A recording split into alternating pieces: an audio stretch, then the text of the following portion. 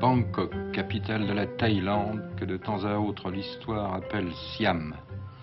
Et deux noms, ce n'est pas trop pour désigner le lieu de rencontre de deux civilisations qui se juxtaposent, s'encerclent ou se repoussent, de ville en ville et de quartier en quartier, sans que l'on puisse dire encore si la vieille culture orientale toujours vivante ici réussira, à la longue, à l'usure, à imposer son détachement et sa prudence narquoise à la vie moderne qui l'assaille de toutes parts, ou si c'est au contraire la vie moderne qui finira par envoyer la vieille sagesse orientale au musée parmi les armures de bronze et les masques aux yeux de jade.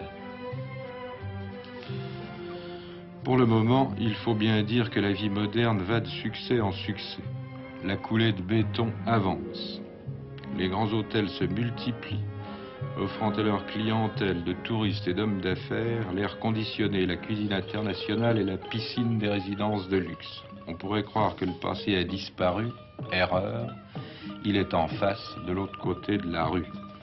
Il attend son heure dans l'antique palais des rois de Siam que voici, où l'on n'entre qu'à la condition de porter veston et cravate. Pour les dames, une robe décente est exigée. Le pantalon et le short sont défendus.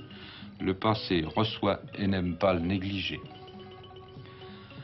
Dans le périmètre de cette sorte de Kremlin extrême-oriental s'élève le temple du Bouddha d'émeraude, l'un des plus beaux parmi les 2000 temples de Thaïlande. À l'entrée, prière cette fois d'ôter ses chaussures, deux géants bariolés montent leur garde éternelle avec une grimace prodigieuse, indubitablement teintée d'ironie, et qui s'adresse peut-être, on en est réduit aux conjectures, par-dessus le mur d'enceinte, aux génies concurrents à l'œuvre dans la ville nouvelle. Je ne vous apprendrai rien en vous disant que le Siam, je veux dire la Thaïlande, est bouddhiste, qu'il y a par ailleurs 500 millions de bouddhistes en Orient et quelques-uns à Paris, et que le bouddhisme fondé sur une science spirituelle très fine, l'abstention du péché, la pratique de l'aumône et la considération due au prochain quel que soit le nombre de ses pattes, je veux dire qu'il soit homme ou animal, est tenue pour l'expression la plus ancienne de la non-violence religieuse.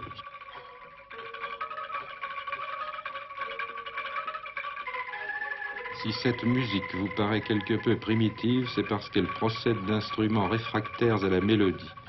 Mais c'est l'un des cas où l'ancien rejoint le nouveau, où l'ancestral rattrape l'ultramoderne. Bien des compositeurs d'aujourd'hui jouent de la dissonance.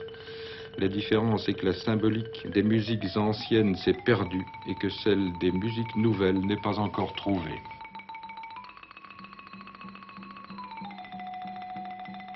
La danse orientale est certainement le spectacle le plus ravissant du monde.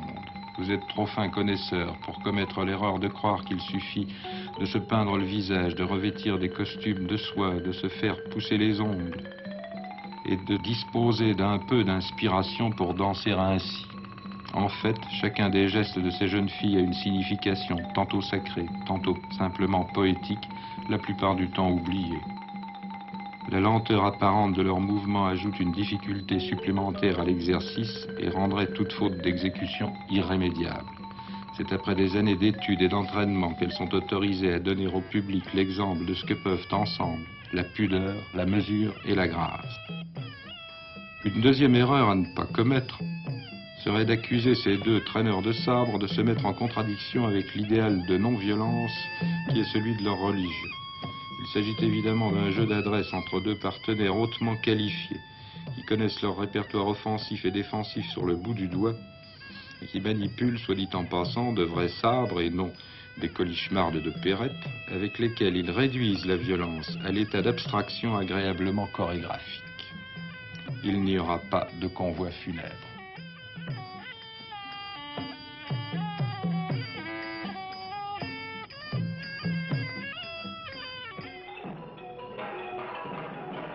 Ici non plus. La boxe thaïlandaise, qui n'est pas sans rappeler la savate de la belle époque, est encore une manière de ballet, moins subtile que le précédent toutefois.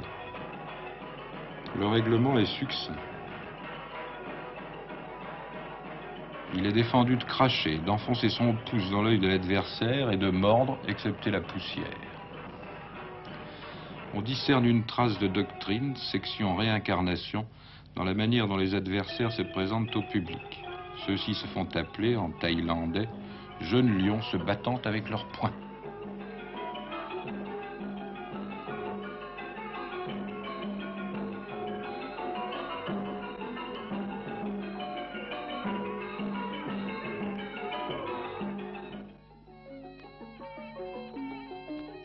Quant au combat de coq, distraction populaire, je n'irai pas jusqu'à dire qu'ils mettent aux prises des coqs non violents, non.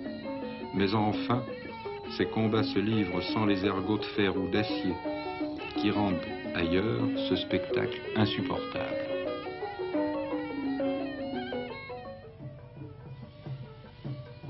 La plus grande partie de la production thaïlandaise de biens de consommation est d'origine artisanale.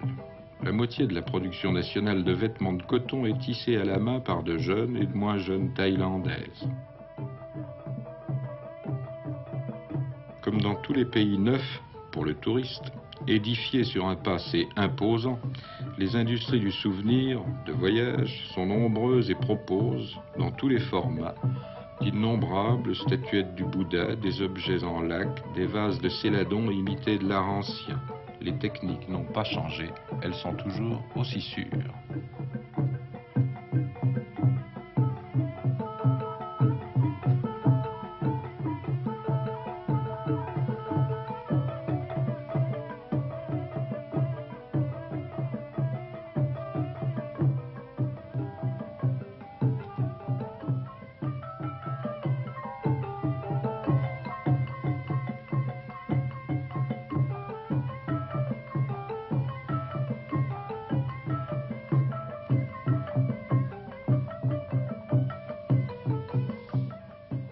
Cet éléphant est taillé dans du bois de teck, car l'une des grandes industries locales est l'exploitation des forêts de teck des montagnes du Nord.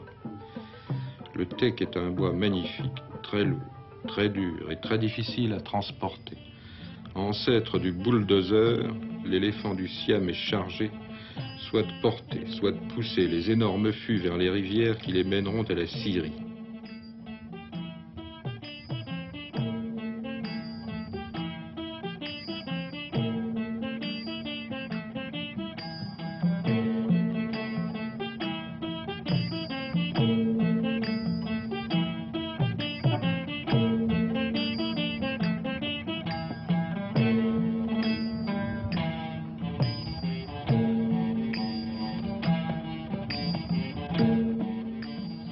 Ceci n'est pas un promeneur forestier du dimanche qui lave sa voiture, mais un convoyeur expérimenté qui sait que les éléphants ne peuvent travailler plus de 4 heures par jour, qu'ils craignent la chaleur et qu'à la sortie du chantier, rien ne leur fait plus plaisir qu'une douche.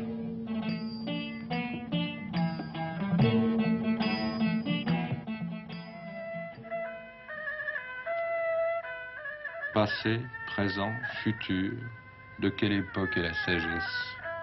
Personnifiée par les milliers de Bouddhas au sourire intérieur sur lesquels il semble que le temps n'ait pas de prise.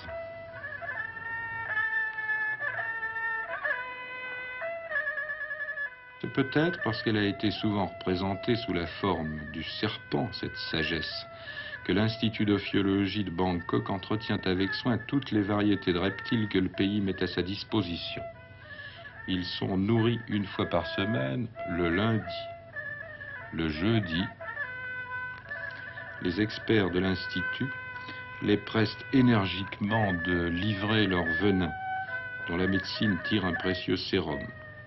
Ce sont des serpents de laboratoire qui aident à guérir leurs morsures.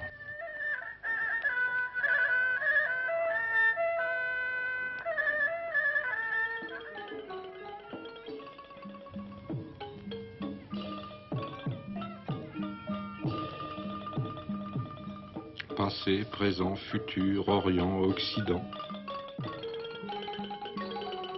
Ancienne résidence d'été des rois de Siam, construite au XVIIe siècle dans un style composite, appartient à l'un et à l'autre. Mais les tours d'Ayutthaya, à 64 km au nord de Bangkok, et jadis capitale, appartiennent bien à l'Orient du rêve, avec leurs formes relevées, navigantes et pointues. leur décoration minutieuse et précise, la superposition de leurs toitures et ces bonnets pareils à des index effilés, dorés par le soleil, qui montrent les nuages.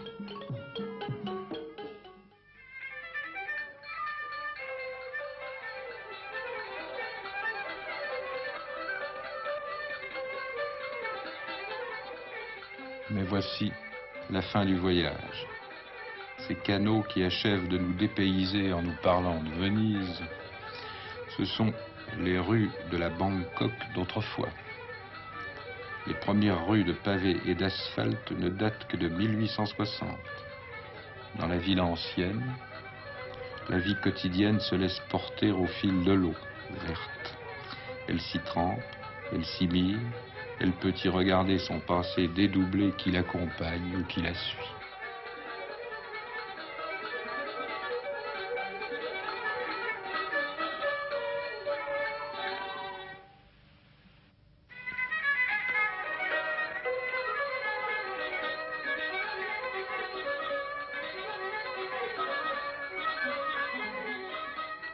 Le canal ou l'autoroute, l'artisan ou le manager, le yogi ou le commissaire, le recueillement ou la technique, passé, présent, futur.